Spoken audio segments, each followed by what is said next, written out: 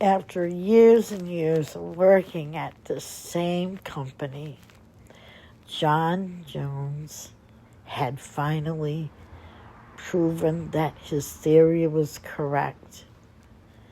He had discovered that he could go back in time for a short period of time without any consequences.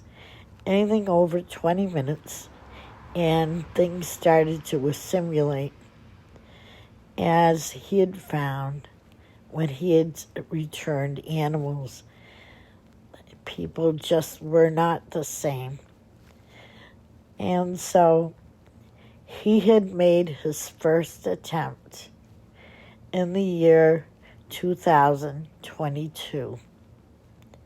He had gone back to his favorite place, the RMS Titanic, to see what actually was happening the night it sunk. The terror in the people's faces and the fear that he watched as people fought for their lives was forever embedded in his mind. It also caused him to come up with a good new plan. It was his thought that perhaps he could go back in time to several places that had once been the victim of some horrific act. If he was able to go back to an unsolved murder, an unsolved disaster, and perhaps make it better for anyone else, he would be able to do that.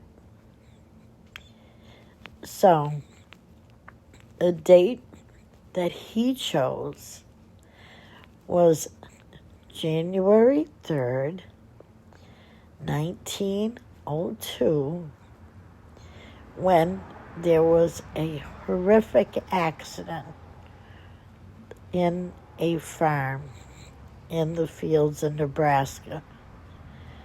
The talk had been for years that the wife had actually been the one who had committed the murder, and her name had been sullied through the century. He prepared his goods, dressed as he usually would, and got into his machine. His ever side-by-side wife and love of his life would be the one to protect him and make sure that he was saved should something happen.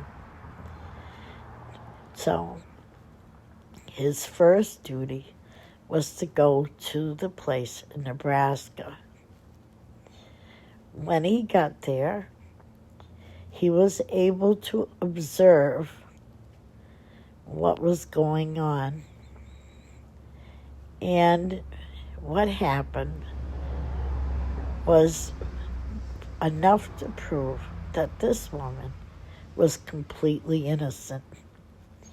As she had always claimed, she was in her kitchen cooking. However, her husband, who was out with the mule working, got distracted and had found the mule to be somewhat stuck in the mud. And he had gone to take the mule out and help him. And in the fiasco, the mule kicked him in the side of the head. He was killed almost instantly. And he knew from that minute on that that woman was innocent. He signaled his wife, who had a television projector that would allow her to see what was going on, although she could not hear. He signaled her to come back. And in his journal, he wrote what he had found, hoping to someday remove all the questions of what had happened. But now, to do that, who was he going to see to allow it? He needed to know who could help him. And so he went to an Army official, this becoming the biggest regret of his life. Lieutenant Corrigan had lived a pretty mundane life, and as an officer in the United States Army security, he had been quite put to the side many times. So when he got a call from a man named Jones, who was very excited about his new invention, he was intrigued. This man claimed that he could go back in time for a short period of time, unseen by anybody that was in that time period. He could see and hear, and his wife could watch from a remote television and see what was going on. Now, this man wanted to go back in time and find out what had happened during certain disasters. He wanted the truth. Now, the United States did not want the people to know the truth. There were many things that they had hidden, and this was a definite problem for the United States Army. Things had not always been truthful. The news media had been paid off, and several people had been taken care of. Now this man could go back and perhaps find out the truth.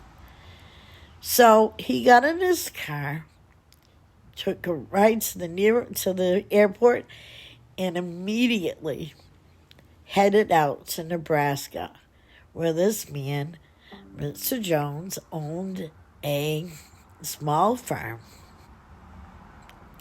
As he pulled in, he noticed that the house was quite quaint, with a small barn and a few animals going around, but seemed to be quite peaceful.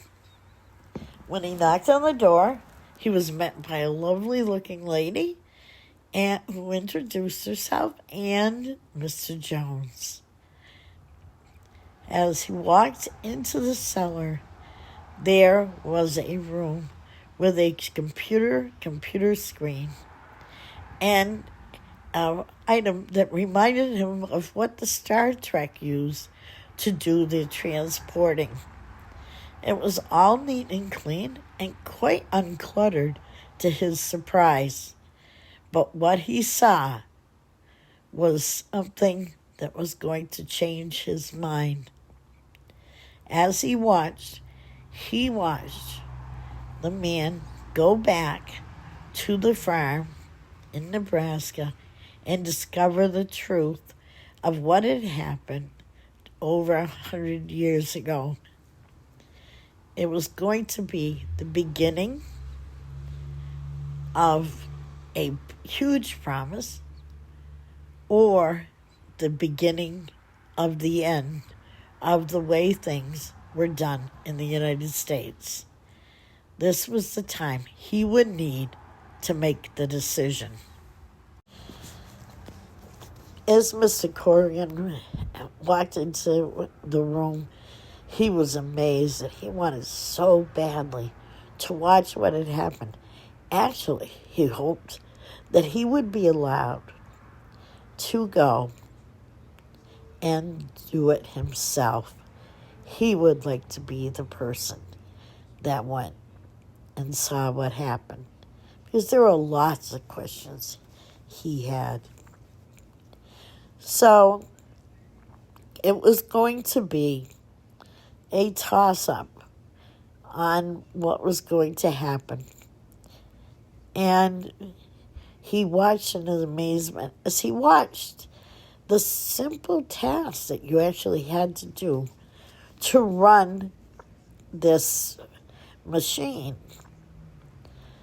It was only a matter of a few buttons and making sure that you pulled the person back when they wanted. And you made sure that they did not go over the 20-minute period. Now, Lieutenant Corrigan and Mr. Jones were standing in the lobby of the room, of his lab, and they decided that the first thing they would go back to was an air crash that had happened on the 12th of May in 1985. It had been something that they had never been able to understand. The plane had crashed into the ocean and they had been unable to get a lot of the parts. And to this day, the death of 302 passengers had been unexplained.